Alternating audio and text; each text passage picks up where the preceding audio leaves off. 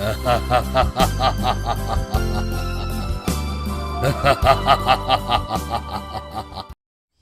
बार एक गांव में राज और नंदिनी नाम के पति और पत्नी रहते थे। दोनों एक दूसरे से काफी प्यार करते थे, लेकिन राज काम में काफी व्यस्त रहता था, जिसके कारण नंदिनी अक्सर उससे गुस्सा रहती थी।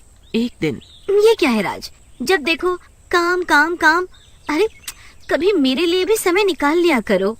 अरे नंदिनी, तुम नाराज क्यों होती हो?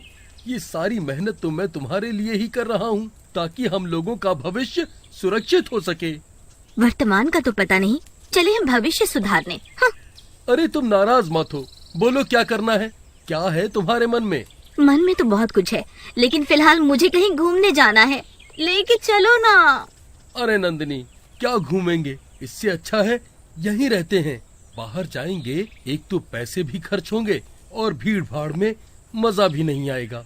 ओहो, अब समझी।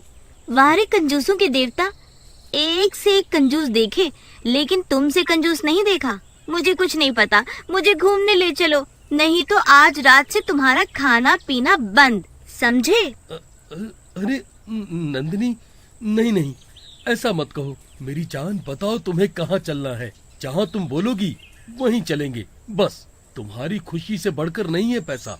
एक काम करो, तुम सोच के रखो जगह, मैं शाम को आता हूँ, फिर निर्णय करते हैं कि कहाँ जाना है। ऐसा कहकर राज वहाँ से चला जाता है और शाम को लौटता है। और कुछ सोचा तुमने, कहाँ जाना है? हाँ जी, एक काम करते हैं, शामपुर चलते हैं। वहाँ पर काफी घूमने फिरने की जगह है और ठहरने के लिए काफी होटल भी है। मजा आएगा। अरे वाह, तुम दिमाग तो काफी अच्छा लगा लेती हो घूमने फिरने में। चलो कल सुबह ही निकलते हैं। अगले दिन सुबह दोनों शामपुर जाने के लिए निकल पड़ते हैं। काफी देर गाड़ी चलाने के बाद राज नंदिनी से बोलता है, ओए गड्डी जांदी अच्छा लांगा मार दी, मैनू याद ना आए मेरे यार दी, क्योंकि वो तो मेरे साथ है। हो, सड्डू महाराज बहुत खुश हो रहे हो। वैसे तो मुंह बना रहता है तुम्हारा। अरे नंदिनी, मैं काफी थक गया हूँ। क्या तुम्हें भी भूख लगी है? क्यों ना कुछ खा ले? हाँ जी, भूख तो काफी लगी है। चलो सामने एक दुकान है, कुछ खा लेते हैं। हाँ चलो। दोनों गाड़ी रोककर दुकान में जाते हैं। दुकान में एक बूढ़ा बैठा होता है, जो देखने में काफी भयावा दिखता है। नंदिनी उसे देखकर डर जाती है और राज से बोलती है, क्यों न चले यहाँ से, ये दुकान ठीक नहीं लग रही, और देखो ना बूढ़ा भी कितना डरावना है। वैसे तो तुम बहुत बहादुर बनती हो और एक बूढ़े से डर गई। अरे डरने की बात नहीं है, मैं बात करता हूँ इससे। अरे बाबा, ये शामपुर यहाँ से कितना और दूर है? हम तो काफी समय से चले जा रहे हैं, लेकिन आ नहीं रहा। क्या कहा? शामपुर? अरे क्यों वहाँ क्यों जाना है? वहाँ तो जाना मना है, मत जाओ। अरे बाबा, आप इतना क्यों डर रहे हो? अरे बेटा, वहाँ सुना है, वहाँ पे भूतों और चुड़ैलों का साया है। भूत वहाँ लोगों को मार के उनका मांस खा जाते हैं। भूत?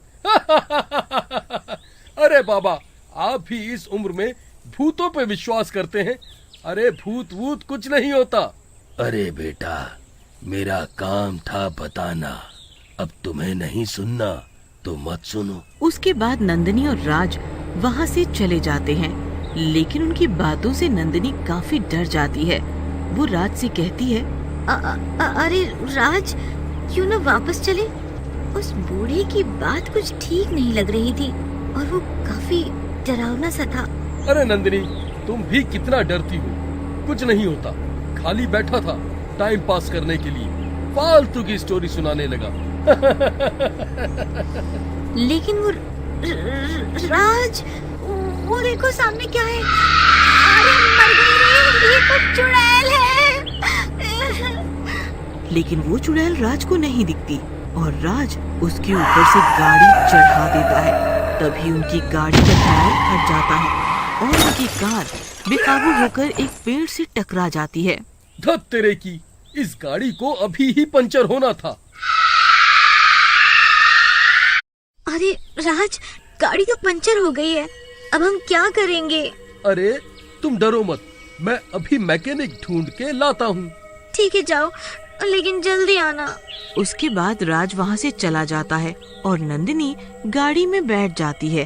तभी वहाँ पे वही बूढ़ा जो उन्हें दुकान में मिला था वापस आ जाता है और गाड़ी का दरवाजा जोर से बजाता है और नंदिनी गाड़ी के अंदर से ही पूछती है, अरे तुम तो वही हो ना जो हमें उस दुकान में मिले थे?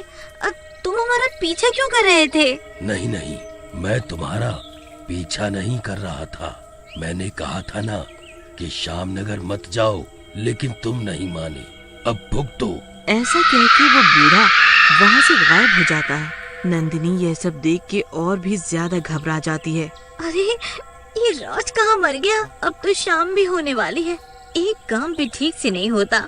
तभी राज एक मैकेनिक को लेकर वहाँ आ जाता है। अरे कहाँ चले गए थे तुम? और मैकेनिक लाने में इतनी देर?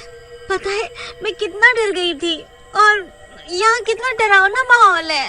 अरे तुम डरो मत, अब तो मैकेनिक मिल गया है और गाड़ी अभी ठीक हो जाएगी। राज मैकेनिक से गाड़ी को चेक करने के लिए बोलता है। मैकेनिक गाड़ी चेक करना शुरू करता है। अरे देखो ना भैया, शायद ठीक हो जाए। अभी तो रात होने वाली है और हमें तो काफी दूर जाना है। थोड़ी देर बाद मैकेनिक बोलता है, अरे मैडम, अगर ठीक हो रही होती तो हम इसे ठीक नहीं कर देते। अरे वो तो ठीक है, लेकिन गाड़ी ठीक नहीं हुई तो हम आगे कैसे जाएंगे? यहाँ तो जंगल सा है और काफी देर से कोई गाड़ी भी नहीं दिख रही ताकि हम लिफ्ट ले सकें। अरे बाबूजी, वो बात तो ठीक है, लेकिन हम क्या करें? गाड़ी ठीक ही नहीं हो रही और हमें भी ठीक से नहीं दिख रहा। अरे यार, ये तो बहुत बड़ी समस्या हो गई। अब क्या करें? यहाँ तो कोई होटल भी नहीं होगा आसपास। वो तो है बाबूजी। अरे क्यों ना आप लोग आज रात मेरे यहाँ रुक जाओ। मैं रात में किसी और के साथ आके आपकी गाड़ी चेक कर लूंगा और सुबह तक ठीक कर दूंगा। अरे नहीं भैया, आप पे बोझ बढ़ेगा। नहीं, रहने दो। हम रात में गाड़ी में ही रुक जाते हैं। आप किसी को बुला लाओ। अरे नहीं मैडम, आप लोग चलिए, हमारे घर पूरा परिवार है, आप डरिए मत। फिर यहाँ जंगल है, जानवर भी आ सकते हैं। नहीं नहीं, आप दोनों हमारे साथ घर चलिए। राज नंदिनी को साइड में ले जाके समझाता है। अरे नंदिनी, चलते हैं। रात में यहाँ काफी खतरा है, जंगली जानवर भी हैं। फिर ये कह तो रहा है इसकी पूरी फैमिली है। देख लो राज, मुझे तो कुछ ठीक नहीं लग रहा।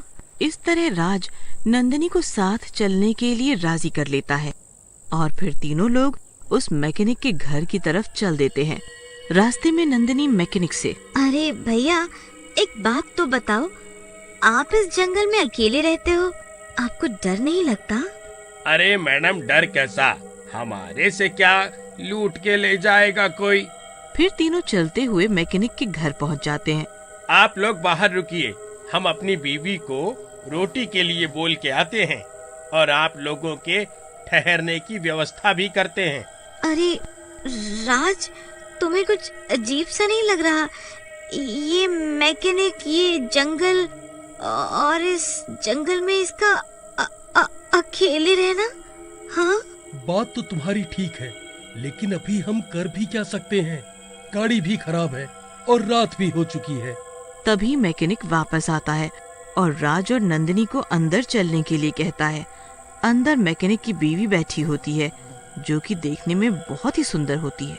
आइए मैडम, बैठिए, बस रोटी तैयार है, आप लोग कुछ खा लीजिए और फिर आराम कर लीजिए। फिर राज और नंदिनी खाना खा लेते हैं और दूसरे कमरे में आराम करने चले जाते हैं। अरे राज, तुम मानो या ना मानो, कुछ तो गड़बड़ है। एक मैकेनिक की बीवी इतनी सुंदर, वो भी इस जंगल में अकेले हो ना हो, कुछ तो गड़बड़ है। अरे नंदिनी, तुम्हें तो हर बात पर शक होता है। तुम भी सीआईडी की तरह सोचने लगती हो। ऐसा कह के वो दोनों सोने चले जाते हैं, लेकिन नंदिनी को नींद नहीं आती। उसी रात नंदिनी को कुछ आवाजें आती है और वो बाहर जाके देखती है। उसकी डर के मारे चीख निकल जाती है, राज! अगर आप इसका अगला भाग देखना चाहते हैं तो तो कमेंट करके जरूर बताएं।